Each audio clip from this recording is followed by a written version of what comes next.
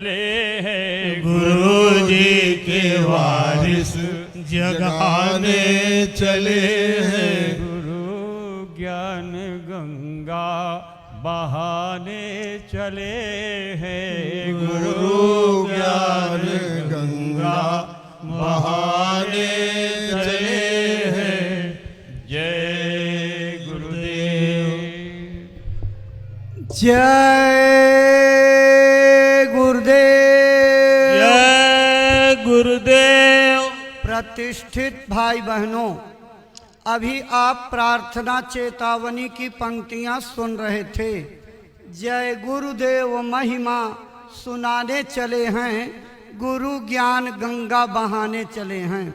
अपने गुरु महाराज के आत्म कल्याणकारी जनहितकारी संदेशों को लेकर के पूज्य महाराज जी का आगमन आपके इस ऐतिहासिक धरती पर हुआ है।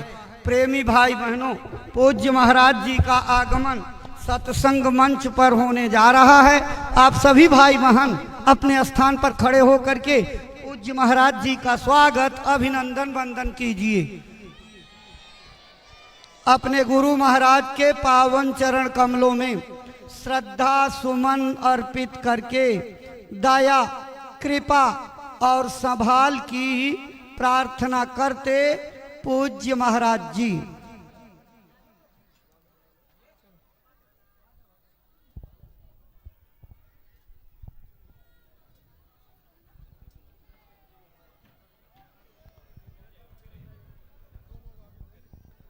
जय गुरुदेव। जय गुरुदेव। अब आप सबको बैठने का संकेत हो गया है, आप अपने स्थान पर बैठ जाइए। आप सबकी श्रद्धा भावनाओं को इकट्ठा करके यहाँ राज प्रसाद के राजा कुंवर दिनकर प्रताप सिंह और स्थानीय प्रधान जी अपने श्रद्धा सुमन अर्पित करके पूज्य महाराज जी का स्वागत अभिनंदन वंदन करते हुए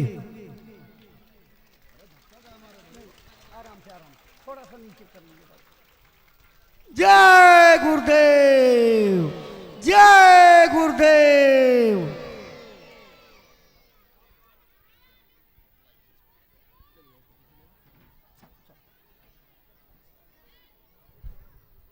चलिए सर।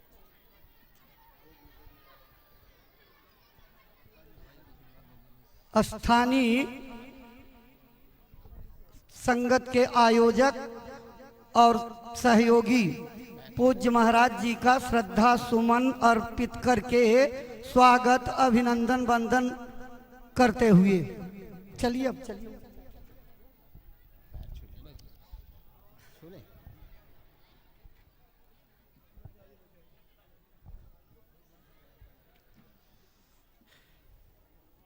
चलिए चलिए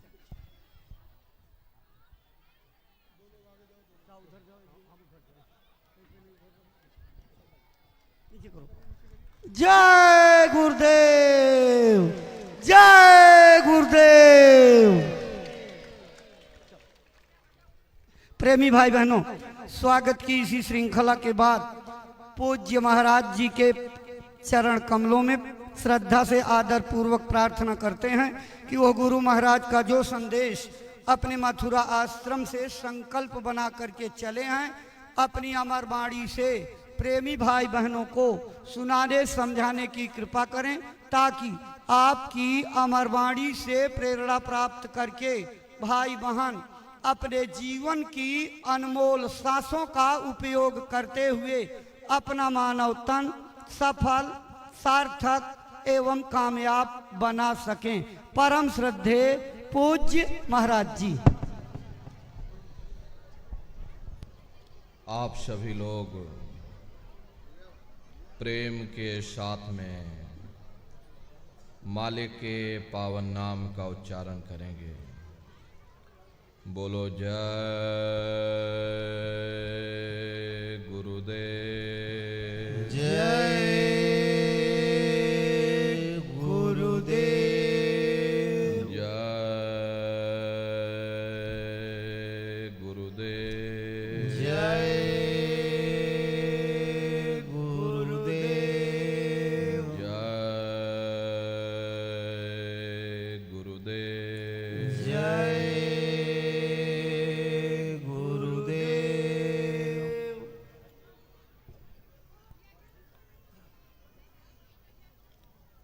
सर्वत्र विराजमान शब्द स्वरूप परम पूज्य स्वामी जी महाराज के श्री चरणों में कोटि कोटि नमन प्रणाम करते हुए इस सत्संग समारोह में पधारे हुए सभी सत्संगी धर्म प्रेमी भाई बहनों को सादर जय गुरुदेव। प्रेमी भाई बहनों, हम आप परम सौभाग्यशाली हैं कि ऐसे कलिकाल में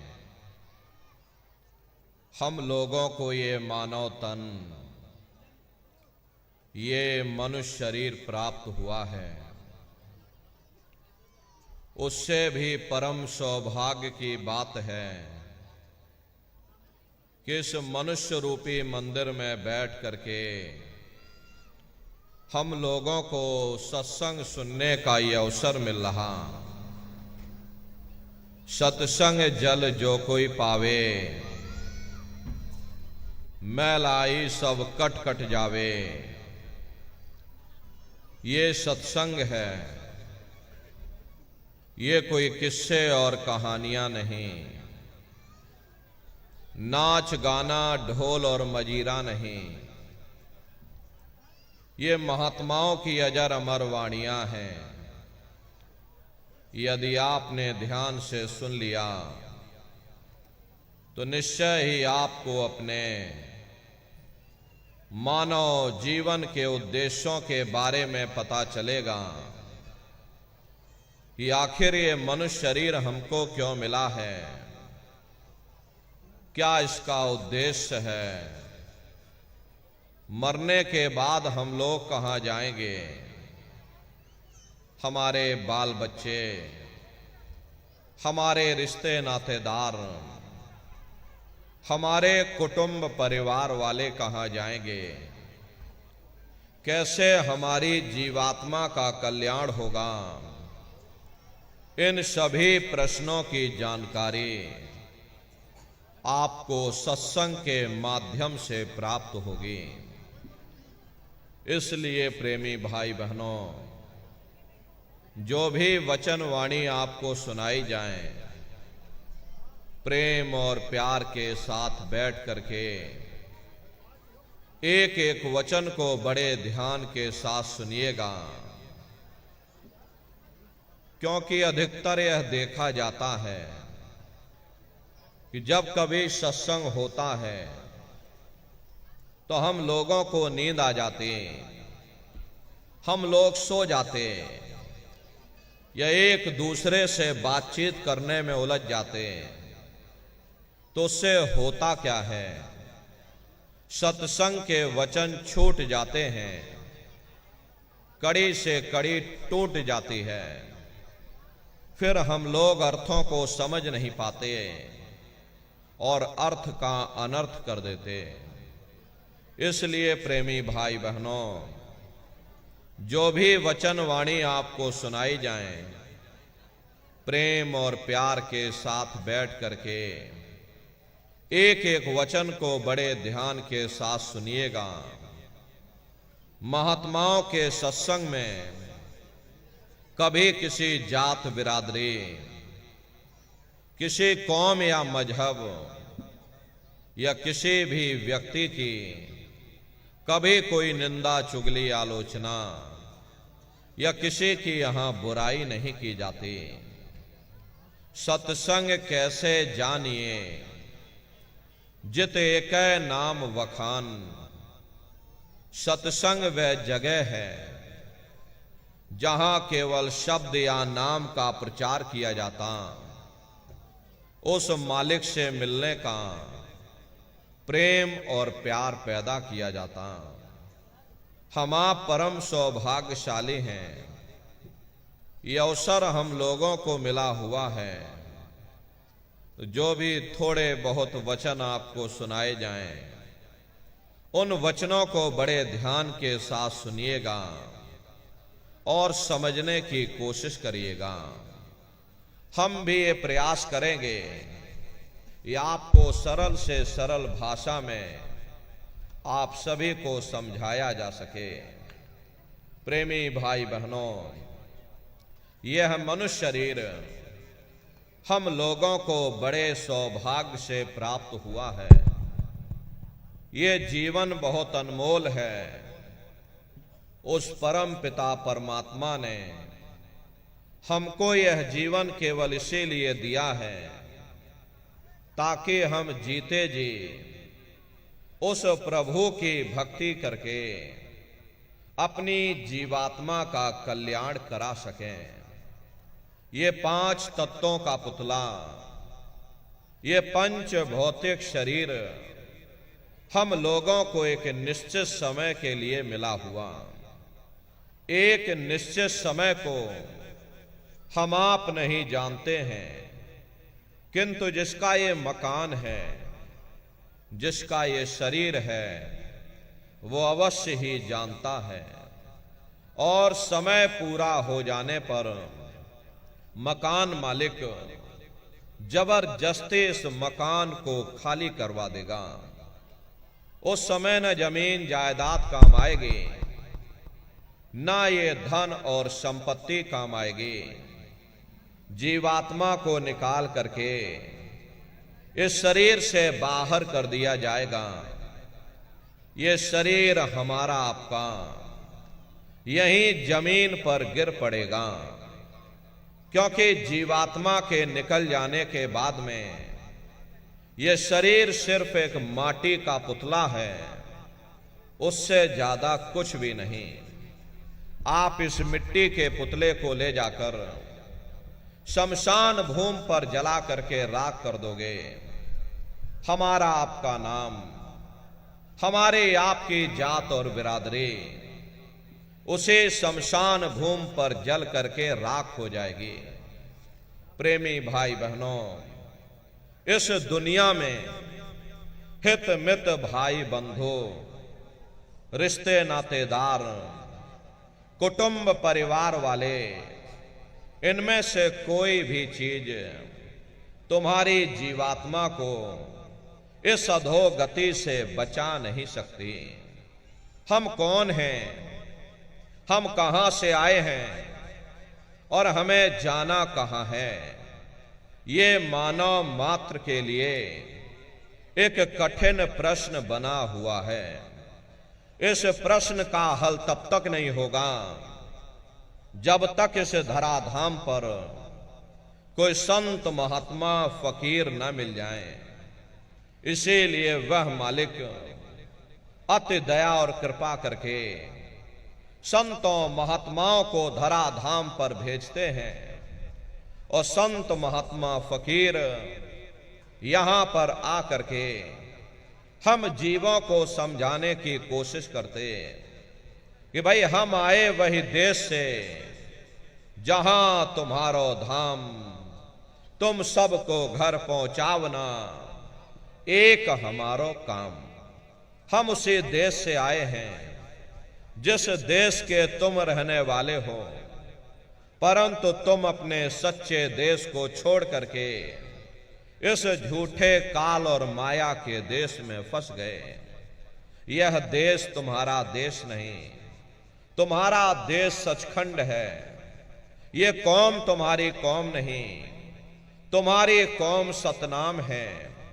और ये जीवात्मा उस सतनाम रूपी समुद्र की बूंद है। इस बूंद को समुद्र से मिलाओ, यानी जीवात्मा को उस परमात्मा से मिलाओ। वो परमात्मा है, वो आपको मिलेगा, जीते जी मिलेगा। इसे मनुष्य शरीर में मिलेगा। इसे मनुष्य शरीर के अंदर जा करके परमात्मा से मिलने का वह एकमात्र दरवाजा है। उस दरवाजे का भेद केवल संतों महात्माओं को ही प्राप्त है। ये दुनिया के लोग, दुनिया की आवाम जनमानस दुनिया के ज्ञान को पढ़ करके अहंकार में डूबे रहते हैं कि हमसे बड़ा कोई ज्ञानी यहां नहीं है। लेकिन उनको ये नहीं मालूम जहां ये दुनिया का ज्ञान समाप्त होता है, उसी के सिर की चोटी से ये आध्यात्मवाद, आत्मा और परमात्मा का ये गूढ़ ज्ञान, रहस्य विज्ञान प्रारंभ होता। उस विज्ञान को पाने के लिए सबसे पहले यह जरूरी है कि पहले आप लोग मानवतावाद,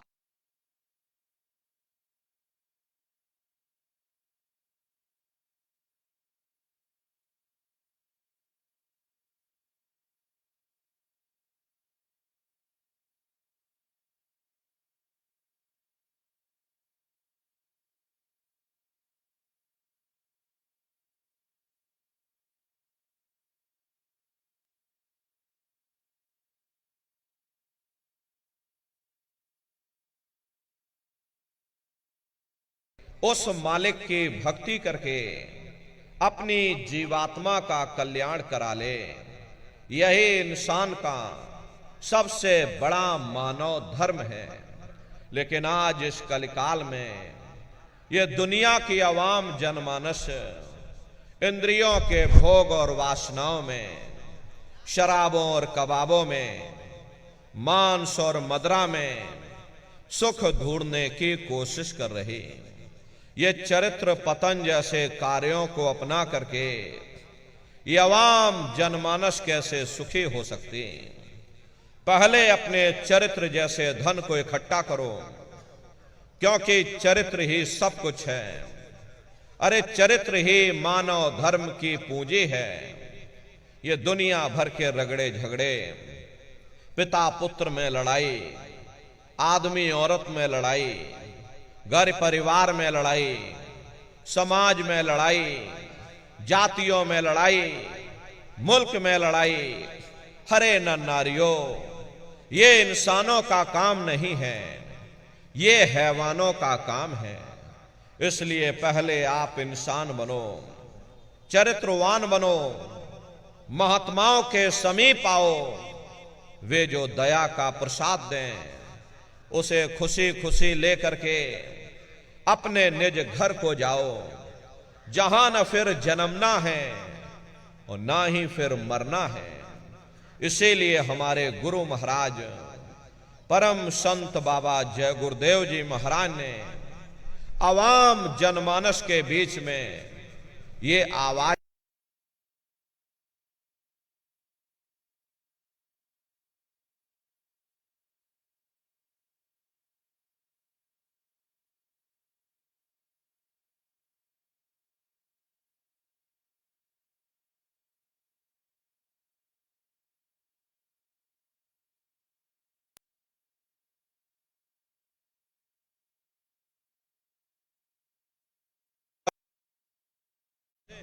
अगर हम उनके वचनों को मान जाएंगे तो हम लोग बच जाएंगे, नहीं तो खाई और खंदक में जाकर के गिर जाएंगे।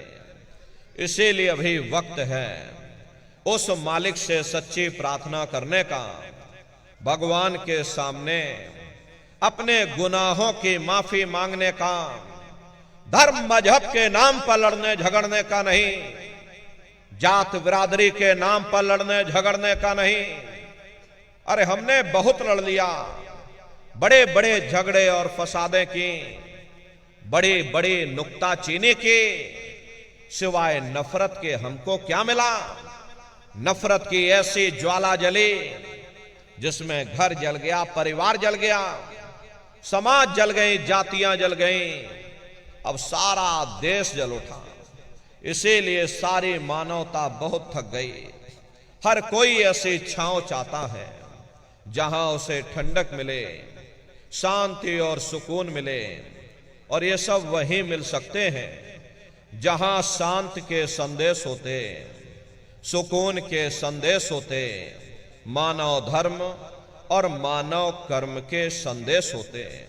और ये संदेश केवल संत महात्मा फकीर देते हैं, जो समदर्शी होते हैं, जो समस्त जीवों के अंदर उस प्रभु के अंश को देखते हैं।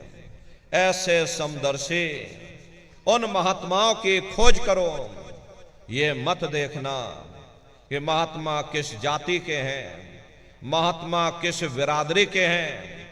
अरे जातियां कर्म के अनुसार बनाई गई, जन्म के अनुसार नहीं। मनुष्य की एक ही जाति है, वह है मानव जाति। और इसी मानव जामे में बैठ करके हमें उस मालिक की भक्ति करनी है। प्रेमी भाई बहनों, सुपच जाति के भंगी थे। रैदास जी महाराज जाति के हरजन थे और मीराबाई जाति की छत्राणी थी। अगर वे सब उस मालिक को प्राप्त कर सकते हैं तो आप भी उस मालिक को प्राप्त कर सकते हो। लेकिन बगैर महात्माओं के, बगैर मुर्शिद के, बगैर गुरु के कोई भी जीव इस संसार समुद्र से ना कोई पार हुआ और ना ही कोई हो सकता। यह समुद्र ऐसा है जिसके न इस किनारे का पता न उस किनारे का पता कोई नहीं जान सकता। ये दुनिया कब बनी, कितनी बार प्रलय और महाप्रलय हो गई, लेकिन इतना जरूर मालूम है कि जिस दिन से दुनिया बनी है हम लोग यहीं पर भटका खा रहे। अगर इधर से हवा चली, नैया हमारी उधर चली गई और कहीं उधर से हवा चल गई, हमारी नैया डगमगाते हुए इधर चली गई। न जाने कितने युग और कल्प बीत गए, लेकिन हमारे ये जीवन की नैया आज तक इस भवसागर से किनारे नहीं लगी। इसलिए नर नारियों, सौभाग्य से वक्त का इतना बड़ा वरदान आपको मिला, ये मानव तन आपको मिल गया। न जाने किस महात्मा की दया हो गई, न जाने कौन से जन्म जन्मांतरों के शुभ पुण्य कर्म उदय हो गए जो आपको ये मनुष्य शरीर मिल गया। अरे अब की बार ये मौका तुमको मिल गया है, मिली नरदेह यह तुमको, और बनाओ काज कुछ अपना और पचो मत या इस जग में, जानियो रैन का सुपना। प्रेमी भाई बहनों, जैसे रात में हम लोग स्वप्न देखते हैं, हालांकि उस समय पर हमें स्वप्न सच मालूम पड़ता है, असली प्रतीत मालूम होता है, लेकिन जब हम लोग सुबह उठते हैं, जब हमारी आंखें खुलती हैं, तब हमें होश आता है कि नहीं भाई, हम तो स्वप्न देख रहे थे, ये सब भ्रम है। ठीक उसी प्रकार से ये दुनिया भी 10, 20, 100 साल का स्वप्न है। अब आप कहोगे हम जाग रहे, परंतु प्रेमी भाई बहनों, ऐसा हरगिज नहीं है।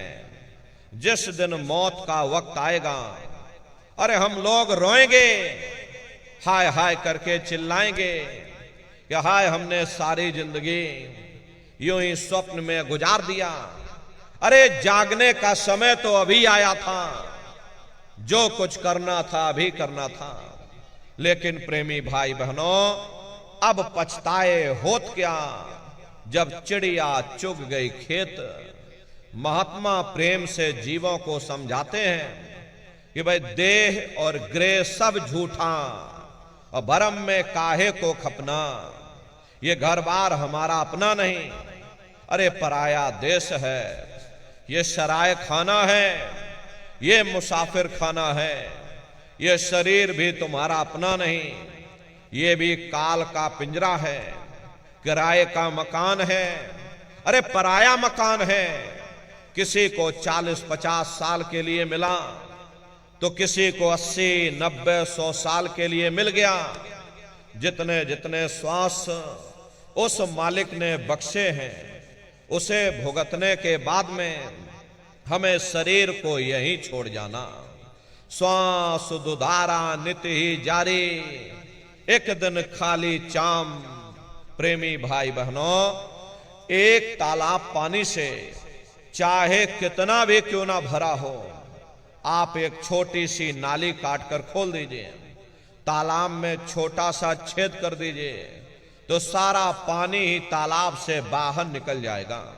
ठीक उसी प्रकार से तुम्हारा ये शरीर भी श्वासों का भंडार है, और जब तक श्वासों का भंडार जारी है, हम दुनिया के काम काज में फंसे हुए, दुनिया के कारोबार में हम आप उलझे हुए, लेकिन जिस वक्त ये श्वासों का भंडार खाली होगा, अरे टेलीफोन खड़क जाएंगे, तार पहुंच जाएंगे, संदेश पहुंच जाएंगे, सब रिश्ते नातेदार, सब कुटुंब परिवार वाले, सब अड़ोस पड़ोस वाले मिनटों सेकंडों में इकट्ठा हो जाएंगे।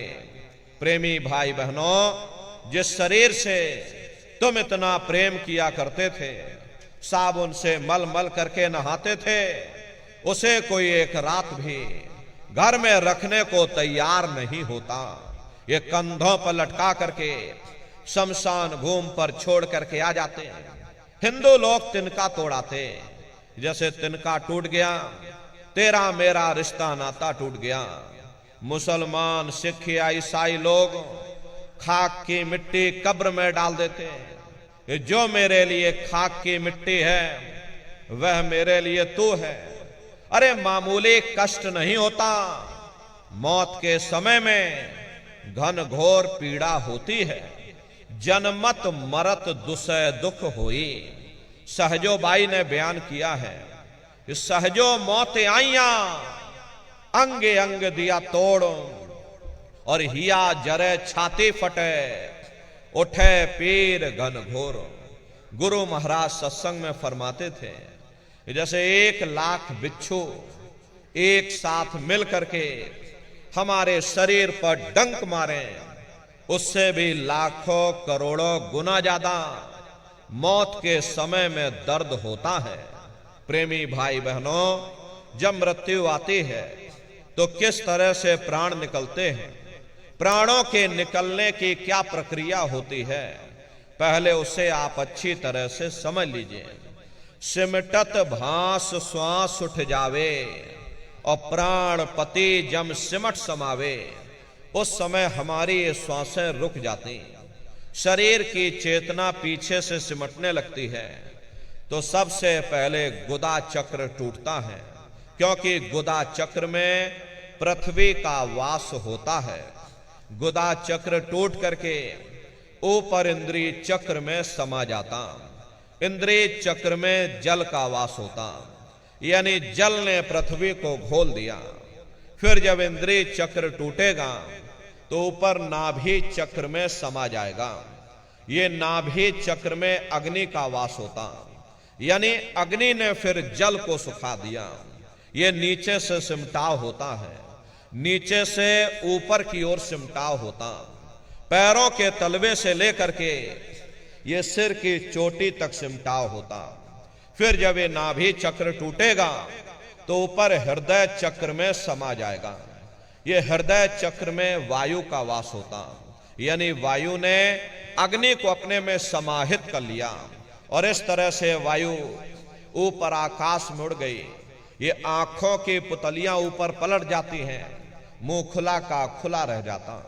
अरे महात्मा समझाते हैं कि जब यह कर्म कलाय उपजावे और बुद्ध सुरत की आन दबावे, जब यह जीवात्मा 5 तत्वों को लांग करके जल, पृथ्वी, अग्नि, वायु, आकाश 5 तत्वों को लांग करके ऊपर आती है, तो काल दाढ़ में आन दबानी, और जब ढर के नैनन से पानी, जब काल अपनी दाढ़ में दबाता है उस समय नेत्रों से पानी निकलता, इंद्रियां टूट टूट करके चकनाचूर हो जाती, सब रिश्ते नातेदार खड़े रह जाएंगे। अरे लगे टकटके दिखे न भाई, वाह समय को करे सहाई। उस समय मरने वाला टकटकी लगाकर देखता है कि कोई मेरी मदद कर दे, कोई मेरी सहायता कर दे, अरे कोई मुझे बचा ले। लेकिन प्रेमी भाई बहनों, सब नात रिश्तेदार खड़े रह जाते, भाई बंधु सब देखते रह जाते, डॉक्टर वैद्य हकीम सब आपको घेरे रह जाते, लेकिन उस समय आपको कोई बचा नहीं पाता। जम के दूत घेर चौफेरा, निकसे प्राण छोड़ के डेरा। यमदूत आते हैं, प्राणों की डोरी को तोड़ देते हैं और जीवात्मा को खींच करके इस शरीर से बाहर कर दिया जाता। जैसे ही जीवात्मा शरीर से अलग हुई, ये शरीर हमारा मिट्टी हो जाता। अरे इस मिट्टी को ले जा करके तुम शमशान भूमि पर जला करके राख कर देते। हाड़ जले जैसे लाकड़ी और केस जले जैसे घास और कंचन जैसी ये काया ढह गई, कोई ना आवे पास। ये कहानी हमारी आपकी यहीं समाप्त हो गई। ये जात बिरादरी के रगड़े झगड़े, ये नाम, ये रुतबा, ये शानो शौकत, ये पद और प्रतिष्ठान, ये सब तुम्हारी यहीं समाप्त हो गई। लेकिन उधर देखो क्या होता, तुम्हारी जीवात्मा को ले जाकर के ऊपर धर्मराज की कचहरी में पेश कर दिया जाएगा। वहां पलक झपकते ही तुम्हारे अच्छे और बुरे कर्मों का हिसाब किताब हो जाएगा। अरे धर्मराज तुमको सजा सुना देंगे, ले जाओ इनको फलाने नरक में डाल दो, क्योंकि मैंने इनको मौका दिया था जब ये मां के घर में उल्टे लटके हुए थे। सिर इनका जब नीचे था और पैर जब इनके ऊपर थे, मां के घर में जब ये उल्टे लटके हुए थे, जठराग्नि में जब ये तप रहे थे, उस समय इन्होंने मुझसे प्रार्थना की थी कि हे मालिक, अब प्रभु कृपा कर हुए भांति और सब तज भजन करे दिन राति। कि हे परमात्मा, इस बार हमको मौका दे दो, इस बार हमको मनुष्य शरीर दे दो, हम भजन करेंगे, भक्ति करेंगे, हम अपनी जीवात्मा का कल्याण करेंगे। तो मैंने इनकी प्रार्थना को स्वीकार कर लिया और इनको मैंने सुंदर सा ये मनुष्य शरीर दे दिया और कह करके मैंने भेजा था कि भाई ये मनुष्य शरीर ये किराए का मकान है। अरे तुम्हारा अपना नहीं है। अगर ये तुम्हारा अपना होता तो हमेशा तुम्हारे पास रहता। ये तुम्हारा अपना नहीं, ये मैंने तुमको कुछ समय के लिए किराए का ये मकान दिया है। हाँ, तुम अपनी जीवात्मा को मेरे किराए के मकान में बैठा करके मालिक की भक्ति करके समय रहते अपनी जीवात्मा को जगा लेना, अपनी जीवात्मा का कल्याण करा लेना। अरे मैंने कुछ समय के लिए तुम सबको ये किराए का मकान दिया है और जब समय पूरा होगा तो मैं अपने सिपाहियों को ऊपर से भेजूंगा और उस समय पर तुम मेरे किराए के मकान को खाली कर देना।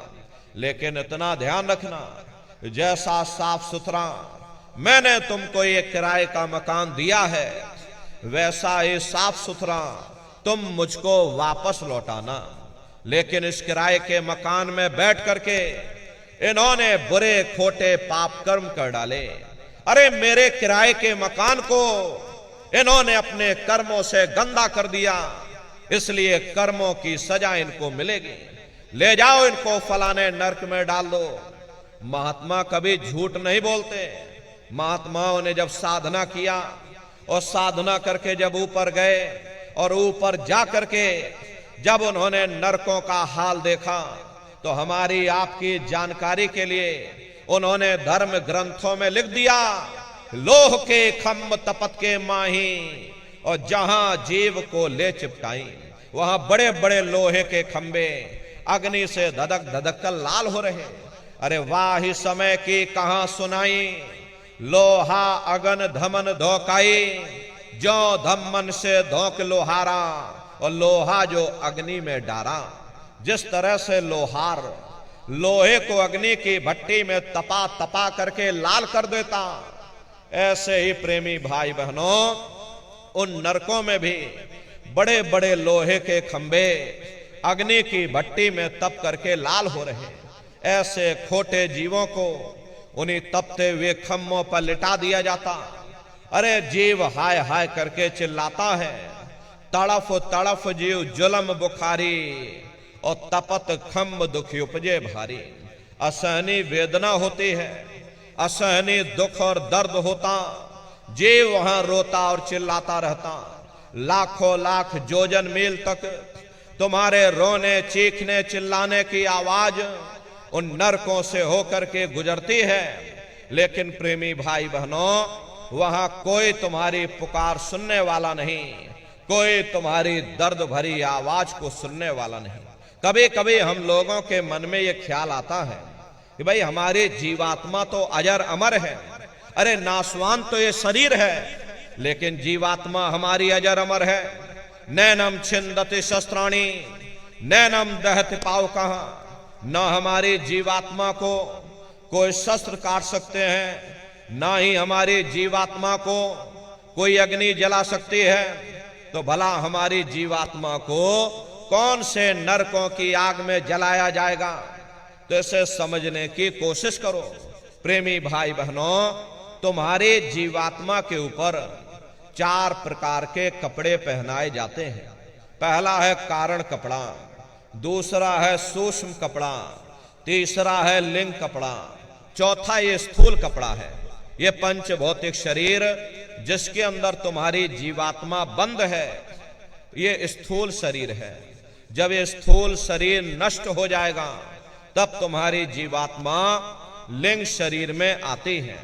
लिंग शरीर 17 तत्वों का होता है। जितने भी देवी देवता भूत प्रेत जिंद पिशाच होते हैं, ये सभी लिंग शरीर में आते हैं।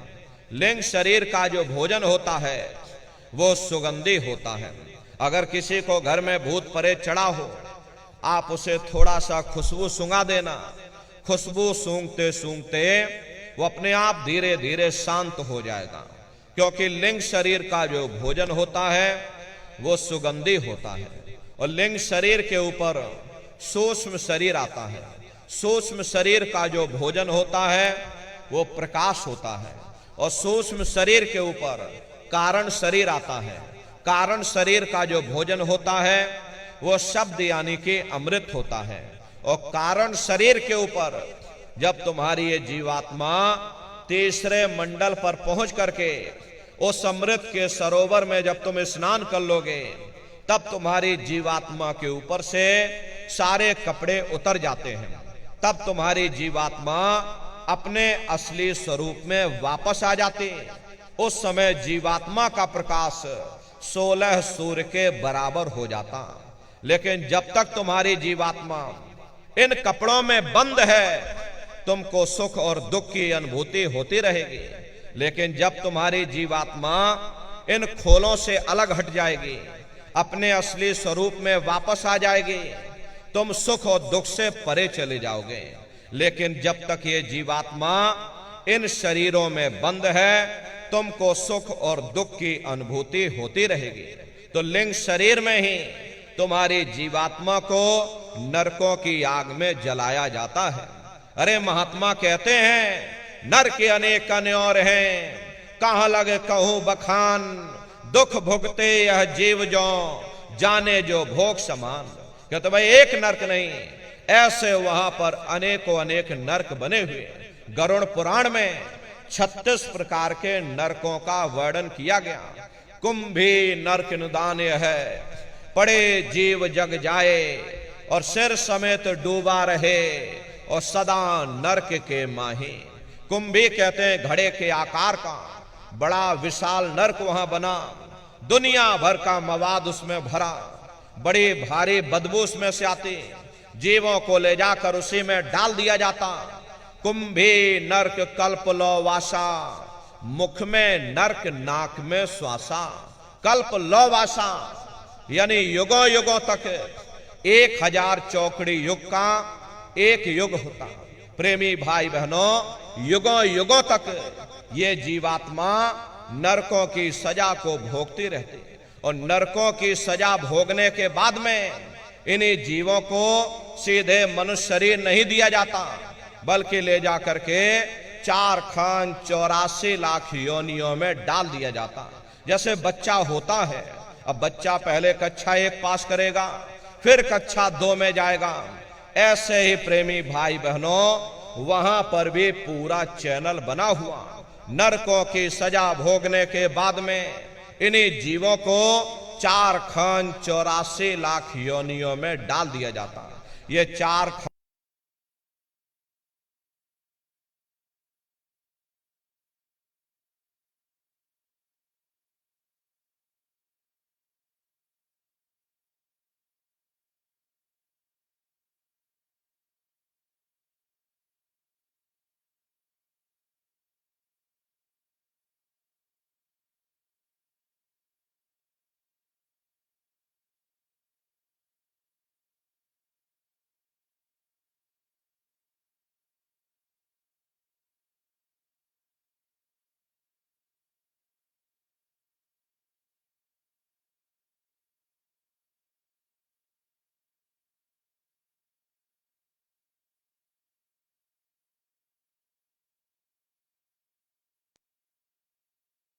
प्रेमी भाई बहनों, ये 4 खाने हैं, इनकी अलग अलग कुल 84 लाख योनियां होती हैं। अब आप पेड़ पौधों को देखिए तो आम का पेड़ अलग है, नीम का पेड़ अलग है, पीपल का पेड़ अलग है। ऐसे ही अलग अलग प्रजातियों के कीड़े मकोड़े, अलग अलग प्रजातियों के पशु और पंछी, कुल मिलाकर 84 लाख योनियां हैं। हम दुनिया के जीव नरकों की सजा भोगने के बाद में इन्हीं 84 लाख योनियों में डाल दिए जाते हैं। अरे मामूली कष्ट नहीं होता। हमको आपको देखो, गर्मी लग गई तो हम लोग छाया में आ गए, सर्दी लग गई कंबल रजाई ओढ़ लिया, भूख लग गई भोजन कर लिया, बीमार हो गए अस्पतालों में चले गए, अपना अपना इलाज करवा लिया। लेकिन देखो इन जानवरों को, क्या गर्मी, क्या सर्दी और क्या बरसात। एक एक रोटी के टुकड़े के लिए बेचारे दर बदर रोड पर भटकते रहते। अरे किसी का हाथ कट गया, किसी का पैर कट गया, किसी को आपने जीते जी काट डाला, मुर्गी की पकड़ करके गर्दनी घुमा डाली। अरे उनको भी दर्द होता है, उनको भी तकलीफ होती है, लेकिन वे बेचारे बेजुबान हैं, कुछ बोल नहीं पाते हैं, कुछ बता नहीं पाते हैं। हम लोगों के अंदर ये जुबान है, हम लोग बोल बता देते हैं, वे सिर्फ रोते और चिल्लाते रहते। अरे कौन उनकी पुकार सुनने वाला, कौन उनकी दर्द भरी आवाज को सुनने वाला, कौन सी अदालत में जाकर के वे बेचारे दरवाजा खटखटाएं, या कौन मजिस्ट्रेट उनकी फरियाद को सुनेगा। प्रेमी भाई बहनों, कोई सुनने वाला नहीं है। अरे कई जन्म भय कीट पतंगा, और कई जन्म भय मीन कुरंगा, और कई जन्म पंखी सर्पोयो, और कई जन्म है वर वृक्ष जोयो, मिल जगदेश मिलन की वरिया, और चिरंकार यह देश जरिया। करोड़ों करोड़ युगों से हम आप नरकों की सजा भोगने के बाद में फिर कभी कीड़े पतंगों की योनि में डाल दिए जाते, कभी पेड़ पौधों की योनि में डाल दिए जाते, तो कभी हम लोगों को अपने अपने कर्मानुसार पशु और पंछियों की योनि में डाल दिया जाता।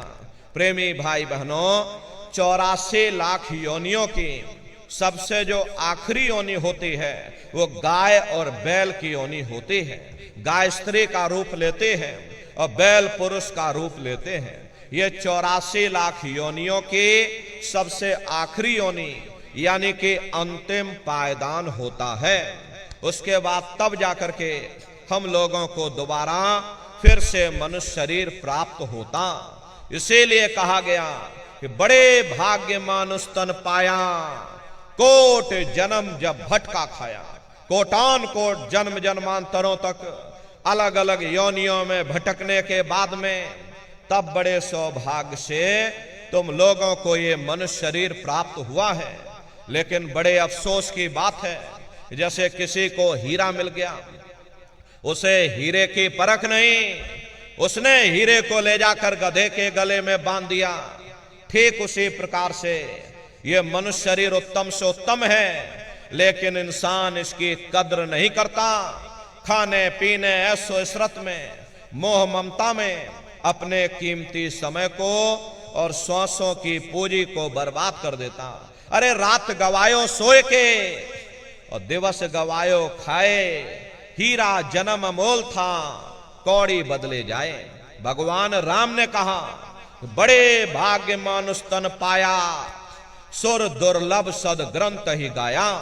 सुर कहते देवताओं को, बड़े से बड़े देवी और देवता भी इस मनुष्य शरीर को पाने के लिए तरसते हैं, क्योंकि इसी मनुष्य रूपी मंदिर में बैठ करके हम आप उस परमात्मा की भक्ति कर सकते हैं। इसीलिए संतों महात्माओं ने इस पंच भौतिक शरीर को सच्चा हरि मंदिर कहकर याद किया कि हरि मंदिर यह शरीर है, ज्ञान रतन प्रकट होए, ये असली हरि मंदिर है। जब भी वो परमात्मा मिलेगा, इसी हरि मंदिर के अंदर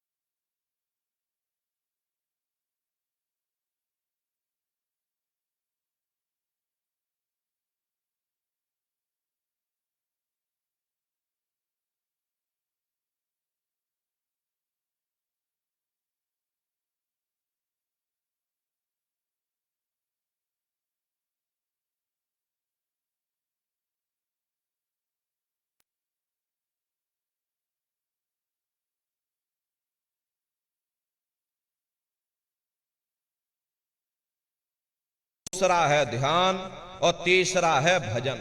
सुमरन कहते हैं मालिक को याद करना, ध्यान कहते हैं दृष्टि को एकाग्र करना, और भजन कहते हैं कान में उंगली डाल करके उस शब्द को सुनना, उस नाम को सुनना, उस देववाणी आकाशवाणी को सुनना जो 24 घंटे तुम्हारे सबके अंदर गूंज रही है।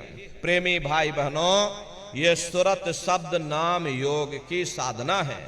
जितने भी महात्मा धरती पर आए उस मालिक को पाया तो सुरत शब्द नाम योग की साधना करके ही पाया। देखो, सबसे पहले कबीर साहब आए, कबीर साहब ने सुरत शब्द नाम योग की साधना जारी की।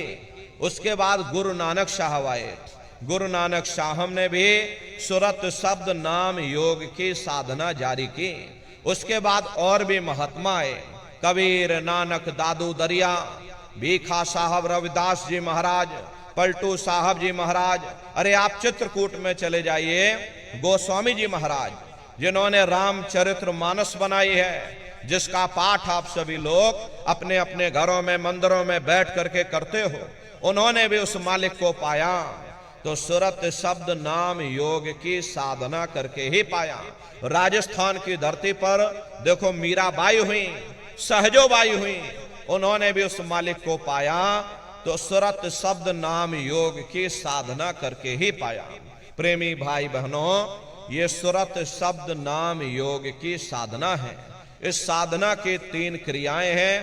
पहला है सुमरन, दूसरा है ध्यान और तीसरा है भजन। तो कैसे आप लोग सुमरन करोगे, कैसे आप लोग ध्यान करोगे और कैसे आप लोग भजन करोगे? बहुत से नए प्रेमी भाई बहन बैठे हुए हैं, तो आप लोग अच्छी तरह से समझिएगा कि सुमरन, ध्यान, भजन हमको कैसे कैसे करना है, और समझ करके और फिर घर पर जा करके करिएगा। तो सबसे पहले सुमरन कैसे किया जाएगा? सुमरन करने के लिए एक माला आप लोग ले लेना। ये देखिए प्रेमी भाई बहनों, 108 दाने की ये माला है। अपने अपने घरों में बैठ करके बाहर से अपनी आंख को बंद कर लेना और दोनों आंखों के मध्य भाग में अपने ध्यान को रोक करके और दाने दाने पर जय गुरुदेव नाम का उच्चारण करिएगा। हर दाने पर जय गुरुदेव नाम, हर दाने पर जय गुरुदेव नाम, जय गुरुदेव, जय गुरुदेव, जय गुरुदेव, जय गुरुदेव, कुल 108 बार करिएगा। दोबारा इसी जगह फिर वापस आ जाओगे। जब आप जय गुरुदेव नाम का उच्चारण करोगे तो दोनों आंखों के मध्य भाग में अपने ध्यान को रोक करके और दाने दाने पर जय गुरुदेव नाम का उच्चारण करिएगा। जिसको आप याद कर रहे हो, एक समय ऐसा आएगा वो आपके सामने प्रकट हो जाएगा। उसके स्वरूप को देख लेना, फिर उसी के स्वरूप को याद करके जय गुरुदेव नाम का सुमरन सभी नए प्रेमी भाई बहन करिएगा। दूसरी बार फिर यहीं से जय गुरुदेव नाम का सुमरन, तीसरी बार फिर यहीं से जय गुरुदेव नाम का सुमरन, चौथी बार फिर यहीं से जय गुरुदेव नाम का सुमरन। इस तरह से कुल 8 बार जय गुरुदेव नाम का सुमरन सभी नए प्रेमी भाई बहन करिएगा। और 8 बार करने के बाद में ये माला आप रख देना। प्रेमी भाई बहनों, ये जय गुरुदेव नाम किसी साधारण इंसान का नाम नहीं है, ये स्वयं उस अनामी महाप्रभु का नाम है।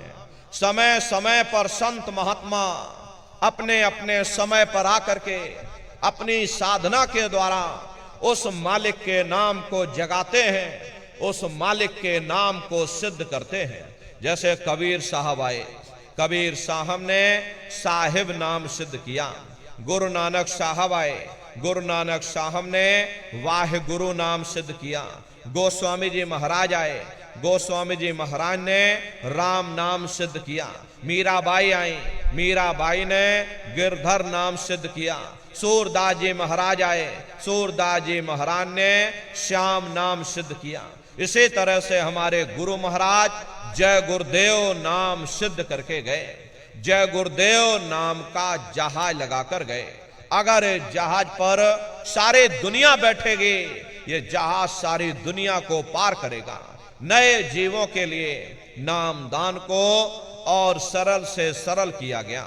वरना बहुत से पुराने पुराने प्रेमी बैठे हैं, अगर उनसे ये पूछा जाए कि भाई जरा नाम रूप स्थान गाजे बाजे बता दो, वो तक भूल जाते हैं।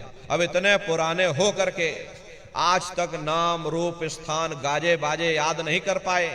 इसीलिए नए जीवों के लिए नामदान को और सरल से सरल किया गया।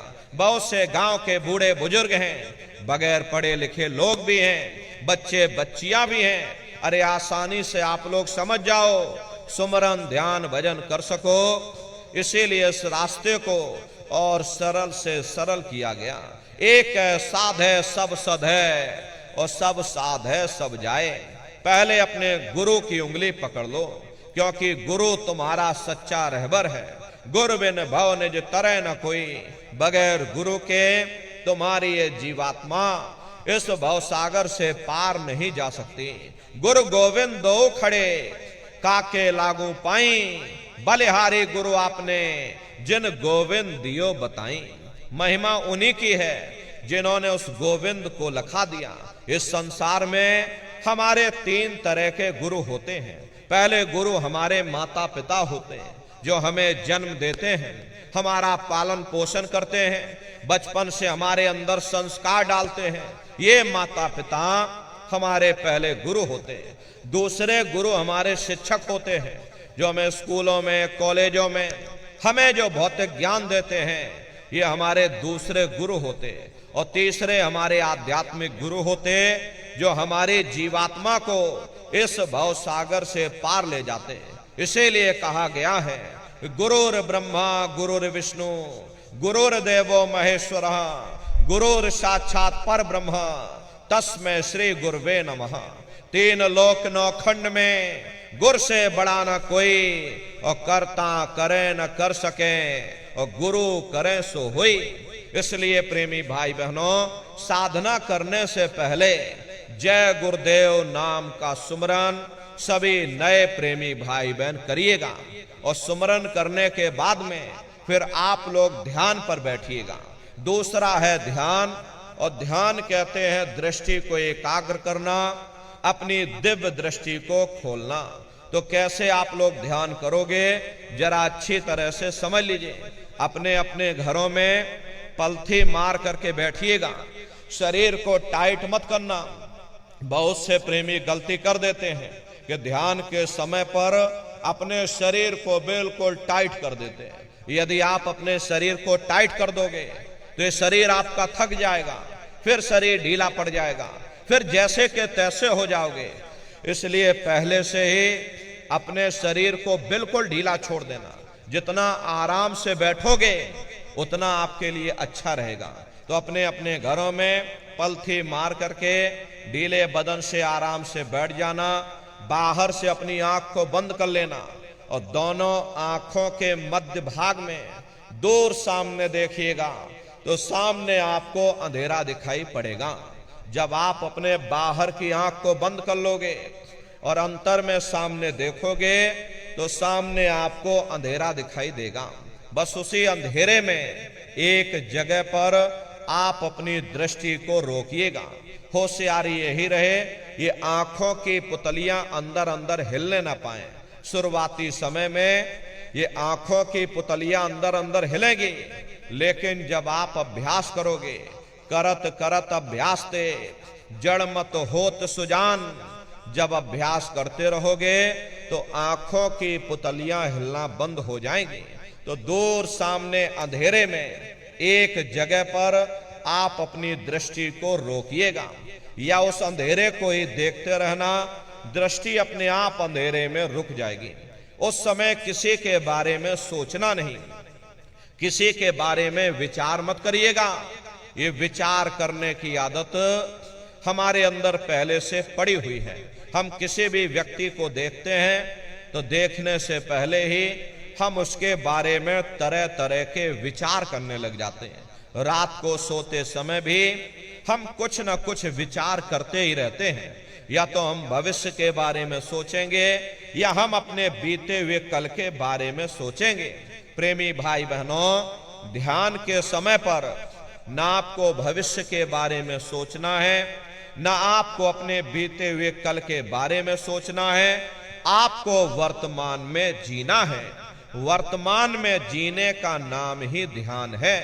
तो एक टक होकर के सामने उस अंधेरे को लगातार देखते रहना, किसी के बारे में सोचना नहीं, किसी के बारे में विचार मत करना, शरीर को बिल्कुल हिलाना नहीं, निर्विचार हो करके, स्थिर हो करके, शांत हो करके बस सामने उस अंधेरे को लगातार देखते रहना। जितना देर आपसे बन सके आप उस अंधेरे को लगातार देखते रहिएगा।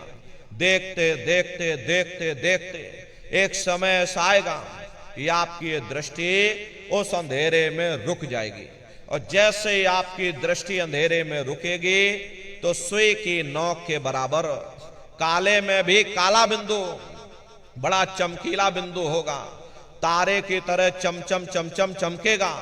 वो चमकता हुआ तारे जैसा बिंदु आपको सामने दिखाई पड़ेगा। और जब वो बिंदु सामने दिखाई पड़ जाए तब आप अपनी दृष्टि को उस बिंदु पर एकाग्र कर देना। वही बिंदु दरवाजा है, वही बिंदु खिड़की है, उसी को हरि का द्वार यानी कि हरिद्वार कहा गया। अरे बहुत विशाल वो दरवाजा है। ये संसार कुछ नहीं है। ऐसे तुम लाखों संसार इकट्ठे करके एक साथ दरवाजे के अंदर डाल दो, पता तक नहीं चलेगा। इतना विशाल वो हरि का द्वार तुम्हारे सबके अंदर बना हुआ है। एक छोटे से बीज को लेकर के हम आपसे कहें कि उस बीज के अंदर बहुत बड़ा पेड़ है तो आप भरोसा नहीं करोगे, लेकिन उस छोटे से बीज को जब आप जमीन में गाड़ दोगे, थोड़ा खाद पानी दोगे, वो बीज अंकुरित हो जाएगा। उसमें से विशाल लताएं भी निकलेंगी, विशाल वृक्ष का रूप भी लेगा, उसमें से फल और फूल भी निकलेंगे। इसी तरह से आप सभी के अंदर सुई की नोक के बराबर तारे की तरह चमकता हुआ छोटे से छोटा बिंदु है। उस बिंदु के अंदर बड़े बड़े ब्रह्मांड बसे हुए हैं। वो तारे जैसा चमकता हुआ बिंदु आपको सामने दिखाई पड़ेगा। लेकिन बिंदु जब दिखाई पड़ेगा जब आपकी ये दृष्टि उस अंधेरे में रुक जाएगी। जैसे ही आपकी दृष्टि सामने अंधेरे में रुकेगी, वो तारे की तरह चमकता हुआ बिंदु आपको सामने दिखाई पड़ जाएगा। और जब वो बिंदु सामने दिखाई पड़ जाए तब आप अपनी दृष्टि को उस बिंदु पर एकाग्र कर देना। जब आप अपनी दृष्टि उस बिंदु पर एकाग्र कर दोगे तो वही बिंदु दरवाजा है। वो दरवाजा खुल जाएगा, ये शिव नेत्र खुल जाएगा, ये दिव्य दृष्टि आपकी खुल जाएगी और आप दरवाजे के अंदर दाखिल हो जाओगे। एक बार प्रेमी भाई बहनों ये दिव्य दृष्टि आपकी खुल जाए, फिर क्या भूत, क्या भविष्य, क्या वर्तमान, कोई भेद आपसे गुप्त नहीं रहेगा। लाखों वर्ष पहले क्या हुआ था, भविष्य में क्या होने वाला है, अरे आप अपने अपने घरों में बैठ करके और ध्यान लगा करके भूत, भविष्य और वर्तमान को देख सकते हो। तो यह ध्यान करने का तरीका। एक बार फिर से आप लोग समझ लीजिए कैसे आपको ध्यान करना है। अपने अपने घरों में पलथी मार करके बैठ जाना, बाहर से अपनी आंख को बंद कर लेना, अंतर में सामने देखिएगा, सामने आपको अंधेरा दिखाई पड़ेगा। बस उसी अंधेरे में एक जगह पर आप अपनी दृष्टि को रोकिएगा या उस अंधेरे को लगातार देखते रहना। दृष्टि अपने आप अंधेरे में रुक जाएगी और जैसे ही आपकी दृष्टि सामने अंधेरे में रुकेगी तो सुई की नोक के बराबर तारे की तरह दाखिल हो जाओगे। तो प्रेमी भाई बहनों यह है ध्यान करने का तरीका। और तीसरा है भजन। गाने बजाने का नाम भजन नहीं है। नाच गाना, ढोल मजीरा, हारमोनियम, तबला, अरे इसका नाम भजन नहीं है। भजन कहते हो शब्द को सुनना, उस नाम को सुनना, उस देववाणी आकाशवाणी को सुनना जो 24 घंटे तुम्हारे सबके अंदर गूंज रही है। तो प्रेमी भाई बहनों कैसे आप लोग भजन करोगे जरा अच्छी तरह से समझ लीजिए। ये दोनों उंगली कानों में डाल करके ये कानों को बंद कर लेना। कान इसीलिए बंद किए जाते हैं ताकि बाहर की कोई आवाज हमको सुनाई ना पड़े। अपनी सुविधा से बैठिएगा, कुर्सी पर चाहे कुर्सी पर बैठ जाओ, सोफे पर चाहे सोफे पर बैठ जाना, या कोई तकिया इस तरह से रख लेना और दोनों कोहनी यहां रख करके दोनों उंगली कानों में डाल करके ये कानों को बंद कर लेना। बहुत सी हमारी माताएं बहनें हैं, बूढ़े बुजुर्ग हैं, अरे भाई आपके घुटनों में दर्द होता होगा या रीढ़ की हड्डी में दर्द होता होगा और आप बैठ करके भजन नहीं कर पाते हो, तो आप लेट करके भजन करिएगा। ऐसे सीधे लेट जाना, लेटे लेटे आंख और कान को बंद कर लेना। मतलब तो आंख और कान को बंद करना है, चाहे आप लेट करके करो या चाहे आप बैठ करके करो, लेकिन इतना ध्यान रखिएगा कि कहीं लेटे लेटे हम सो ना जाएं, इसलिए चेत करके बैठिएगा। यही कहा गया, भाई आंख कान मुख बंद कराओ, अनहद झिंगा शब्द सुनाओ। यानी पहले अपनी आंख को बंद करो, अपने मुख को बंद करो, ये दोनों उंगली कानों में डाल करके ये कानों को जरा बंद कर लेना और ऊंचे से ऊंचा ध्यान दे करके उस आवाज को सुनने की कोशिश करो। प्रेमी भाई बहनों, जब आप अपने कानों को बंद करके और अंतर में गौर से सुनोगे तो आपको ऐसा अनुभव होगा कि कहीं सीटी जैसी आवाज हमारे कानों में बज रही। टी, इस तरह से सीटी जैसी आवाज शुरू में आप सभी को सुनाई पड़ेगी। शाम को अपने अपने घरों में जाकर बैठिएगा, ये कानों को जरा बंद कर लेना और अंदर में गौर से सुनिएगा तो सीटी जैसी आवाज आप सभी को सुनाई पड़ेगी।